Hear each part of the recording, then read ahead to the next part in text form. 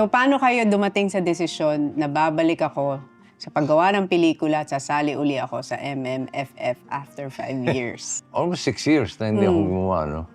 Kasi before that, talagang every year, started with Okay Kaperico the movie. Tapos nag-Lastic Man kami ng Octo Arts. Tapos dire-diretso na yun. Enteng Kabisote series. I had parang 8 ata na... Enteng Kabisote? Oo, Wow.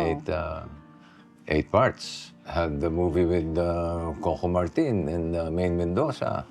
Tapos last year, parang may nag-o-offer sa akin. Tatanong, gusto mo gumawa ng festival? Ikaw, wala akong concept eh.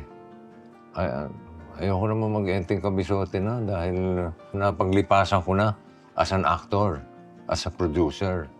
Ano gagawin ko? Nagawa ko na lahat eh. Isipin mo naman, 10 episodes. Lahat na ng monster nakakalaban.